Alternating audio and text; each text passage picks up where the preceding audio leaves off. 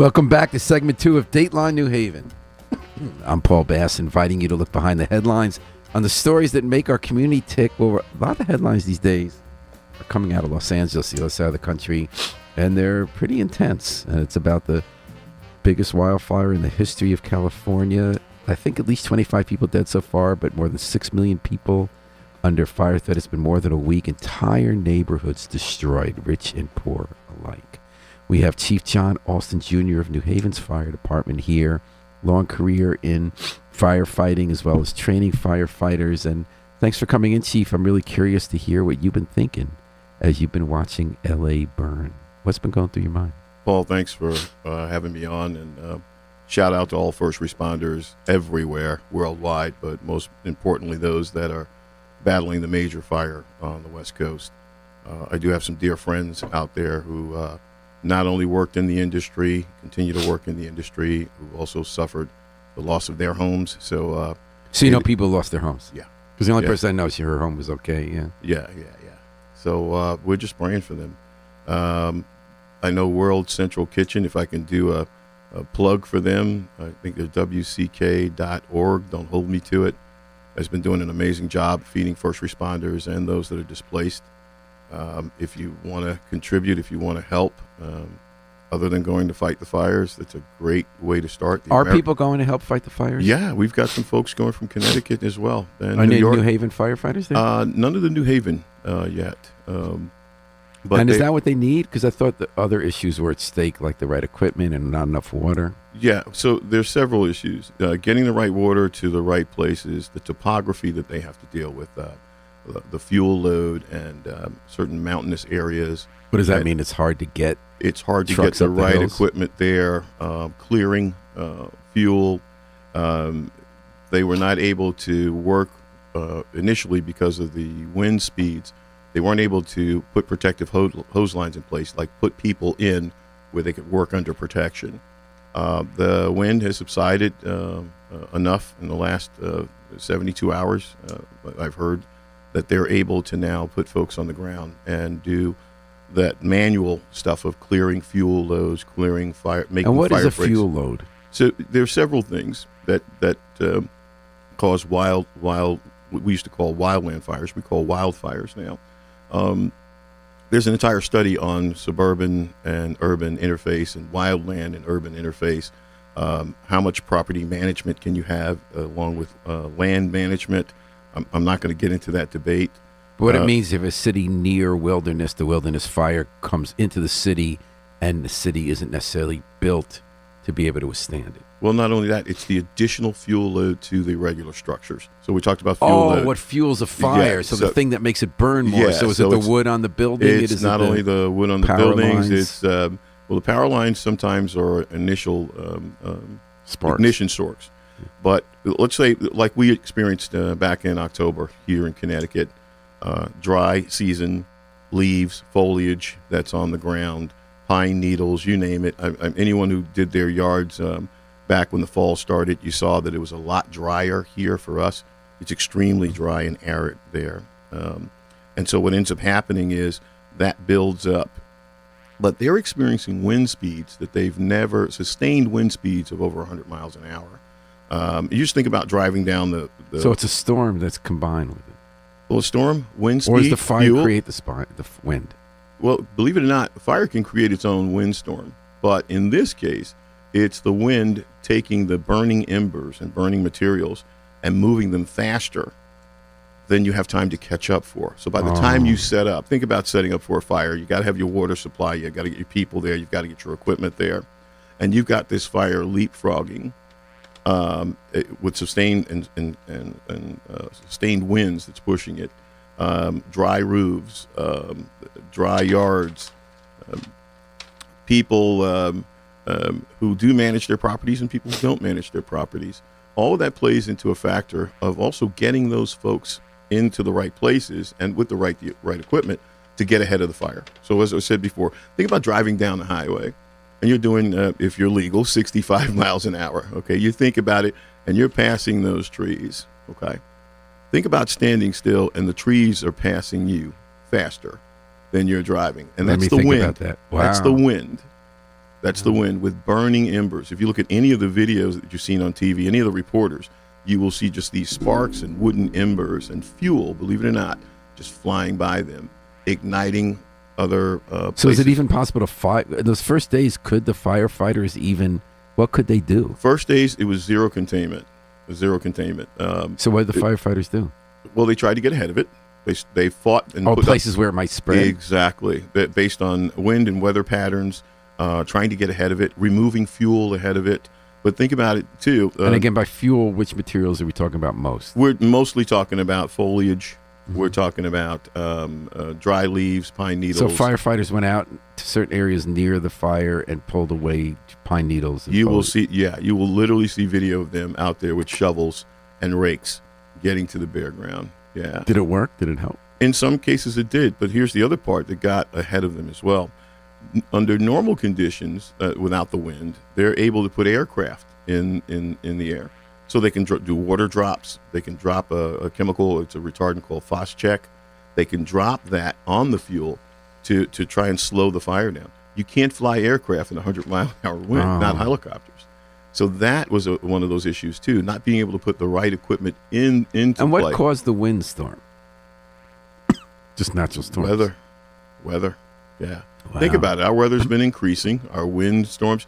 In the last week in Connecticut, how many wind gust warnings have we had in a week? When we actually had our own open fire ban in the state of Connecticut, that was to keep fire from spreading. In our case, it was a campfire in Los Angeles. It's not official, but they believe that it was. Oh, you think to start the campfire? It was electrical equipment. There's some video out there now where there was electrical equipment that may or may not have been de-energized. And we're talking to John Alston Jr., the fire chief in New Haven, about the L.A. wildfires. You know what? I'm watching this, and I'm wondering what someone like you thinks, who has expertise. I hear politicians making hay and blaming each other. The mayor was out of town. I hear them saying, there was some tarps that were broken that they just didn't do maintenance on for a year. I hear them saying there wasn't enough water. My gut instinct tells me that while there are always little factors you could poke at, like this was happening, and that this isn't. But am I right? Is this really not anyone doing anything wrong? You can learn from it to do stuff better. Was there going to be this huge wildfire or no? So you can always learn, from every incident, good, bad, or indifferent. You can always learn. But what I always say is there's plenty of time to investigate after the fire. There's plenty of time to look at causes and root causes and what we can do better, best practices, if you will. But in this situation, firefighters don't have the luxury of having those conversations or those thoughts. They're in rescue mode. They're trying to save people, homes, property, and themselves at the same time. And think about this. Such a large-scale fire, there were firefighters who were fighting the fires who their own homes, they knew their own homes were burning. There were firefighters fighting this fire who lost their homes. And think about that. That's just we don't have the luxury of playing politics and the blame game. We do investigate every fire in the United States. We do. We want to make sure that we do our job better.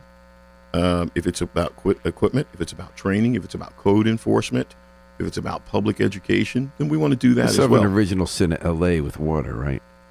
Water's tough out there. Yeah, there's never enough water. The question is, because you have a metropolis there and you had to pipe it all in. Yeah, it's tough. It can be done. Any initial lessons to you? No, just have folks on our minds that we're if you are of faith, praying for them. If not, give kind thoughts. Pause out of your day and then the next stop is going to be a toxic cleanup. You talked about first of all, the stuff that burns already, and then the stuff dropped from the air and the building materials.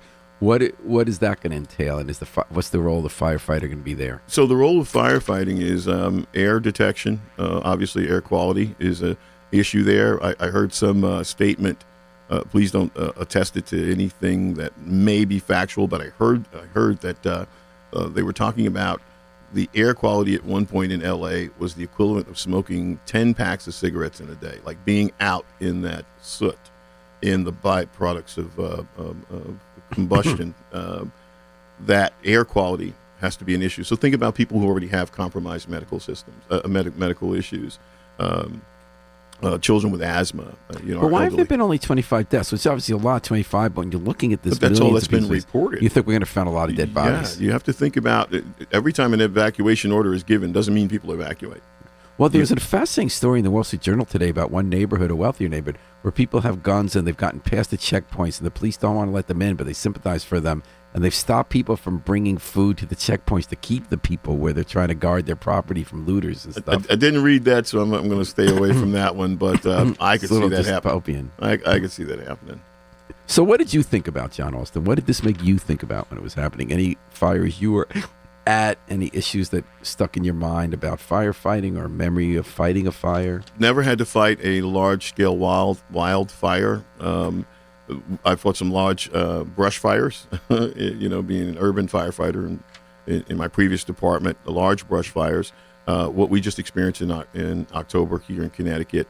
But initially, as not only just a firefighter, but a fire chief, do the firefighters have the resources and the support that they need? Are they taking care of themselves? I know they're fighting the fire. I know that. Most of us who fought fires, you can tell where water is being applied. So you know that they're in on the good fight. But are they careful enough to take care of themselves? And what's your answer? What are you coming up with? My answer is to keep calling them and encouraging them. And because I thought in 9/11, you were in Jersey City at the time, if I remember correctly, when the World Trade Center was attacked, and that you and many other people went there, and you keep on your desk, if I remember correctly, some symbols of the people you knew who were lost going to 9/11. I was thinking not specifically about wildfires, but about when there's this cataclysmic event that just stops everything in your tracks, life and death on a huge scale, and firefighters rush to the scene. Tell me, did you have any memories of that about 9/11 or no?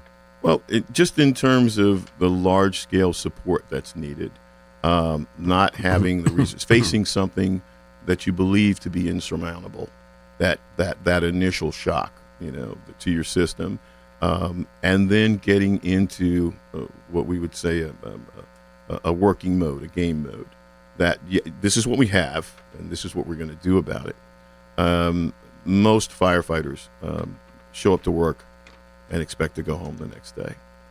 There are times when we don't. That was the biggest lesson I learned from 9/11. So we're in game mode now. They're in game mode. How far are we from getting this thing under control?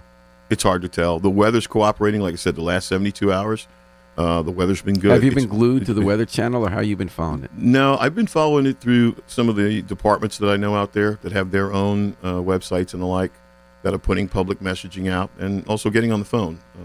Fortunate to know a few. Tell me folks about a out there. Conversation you had.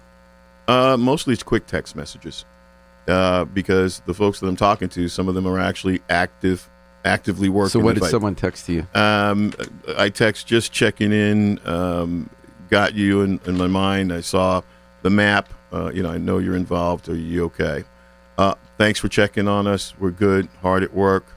House is safe. Family's safe. Those are the quick messages that But you just make did a learn difference. from someone whose house wasn't safe. You knew someone who lost their house. Tell me about that. I'd rather not on the. I don't mean public. a person who the person was. Just what did you learn? Yeah. What I learned is that we go to work.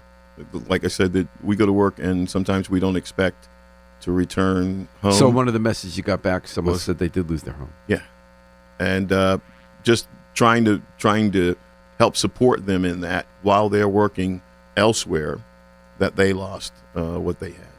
We're talking to Chief John Alston. So is there any lesson from LA for us besides the fact about brush fires? Is there anything when we look at LA that we bring home to say this is something we're got to learn about fighting fires? Or it's just too different topography? It's about climate change? Yeah, I think it's kind of different because of the fuel load. I think it's different because of the resources. What we had to experience in Connecticut last fall, we lost a fire captain during that. He actually was on a utility vehicle. That we have. Where was that? This was at the Berlin fire. Oh, this okay. This was at the Berlin fire back in I think the 3rd or 4th week in October. He was a retired Hartford firefighter. Well, I was thinking about climate change. First of all, do you think this is about climate change? I think. I hate to say the word climate change because people are so label driven. Are we experiencing weather that we've never experienced before? Yeah, I'm 64 years old. It's been getting colder and staying longer. The days get brighter and longer when I didn't expect them to. The winds have picked up. I expect to have a lot more snow when we get snow, and then we don't get the snow. So being in the professional realm, we can't dictate the weather, obviously. We can only respond to it and look at the conditions that it creates for us. I'll give you an example. Urban firefighting. We fight fires in sub-freezing temperatures. What do we use to put fires out? Water. Okay. Is the water going to freeze? Yeah, it's going to freeze. It's not going to freeze on the fire, but yeah, it's going to freeze. So the aftermath of that, the impact that it has on firefighters, the fatigue factor. What do we do about the water? Well, what we do is we use it judiciously, we hope. We want to make sure that our folks are rehabbed, that we rotate them in and out so that they're not exposed to hypothermia or cold-related emergencies. We take care of the victims. We get heated buses there. We get the Red Cross there for displaced folks. We depend on our other agencies in the city that do a wonderful job. DPW, we give them a call and say we need sand and salt. Yeah. So there isn't anything specific about LA that's going to affect anything the way we think about fires here? In Connecticut, no. But can we learn from it? Yeah. What can we learn? Well, I'm looking at some of the techniques that they're using, which we haven't had to use a lot in the state of Connecticut. We can learn a lot from wildfires. So what's an example of a technique they're using for wildland fires? They were using bulldozers to move cars that people had abandoned. And I was like, okay, that makes sense. But I looked at that type of equipment. I said, I haven't seen a bulldozer like that in my career. That would be something that could help move brush, that could protect folks. So we go back to that where they were actually doing the hand work of clearing brush. Hey, a big bulldozer like that might be something we want to look at. So you think as a result you might want to look at a certain kind of bulldozer that can help you move brush if there is. But, sure. we're not expecting these kind of fires. We're going to have to move brush. No, right? But why should we wait? Uh-huh. Why should we wait? If there's something out there that's going to protect our firefighters and allow us to bring these type of incidents under control, why wouldn't we use it? A listener asked, should the millions of trees that die yearly in California be cleaned up or left for fuel? I'll leave that to the California Land Management and the Bureau of Land Management from the United States, only because we're talking about an ecosystem as well, too. I mean, dying foliage provides compost and some other stuff. So not being there and not being from there, I appreciate the question. I'll just stay away from it. So the bulldozers, so one example, you're saying you look at this, say, hey, look at these bulldozers, they're moving all the brush. Maybe that's something we want to think about, even though our conditions aren't the same. Anything else you're looking at the technique? Bring it into the region.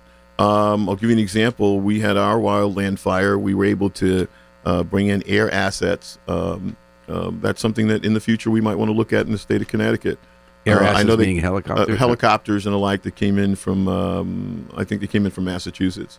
But that's something that, we might want to look at in the future. About whether we want to employ helicopters? Well, we already have them in the state police, but some that are dedicated towards wildfires. I keep saying wildfires. Do you think we'll see any kind of wildfires as a result? If you've seen one, you're going to see another. Yeah. And then, so you have a couple ideas you can bring here. What else is going on at the NHFD these days? Well, before we get there, I want to go back to your question about what the public can do. When we put out smoking bans, and I still see this, Paul, when I drive all over the city. I still see this, people flicking cigarette butts out the window, even on a windy day, and I watch it fly across the street, go right into the gutter, and there's leaves there. And I'm like, we have to be more careful in terms of the smoking and fire products that we have. Campfires, this is a wonderful state to go camping and hiking, making sure that those fires are tended to and they're properly extinguished before leaving that area. Raking up the brush around your house, making sure there's no brush or leaves in your gutter, so that if we do get a fire like this and the embers start blowing someplace, it doesn't cause another fire. You have a brush fire and now it becomes a house fire. There's some things that we can do. Excellent. And how about what people can do to help the people in L.A.? Well, I mentioned World Central Kitchen, but number one on my list is the American Red Cross. Mm-hmm. The American Red Cross, for years, and I've been involved with the Red Cross probably since 1991, does an amazing job in taking care of displaced folks, mass shelter care, blood drives that are needed for the injured, feeding people. Number one on my list, the American Red Cross. If you can support them. Before I let you go, so we're going to check in how things are going at the fire department these days. Is the big issue personnel? Big issue is personnel. Was that all related to L.A.? Do they have enough people? I believe now they do in L.A., but again, I'd have to do another check-in. Initially, it was the fast-spreading fire and getting into place. It's really what it was, getting people into position.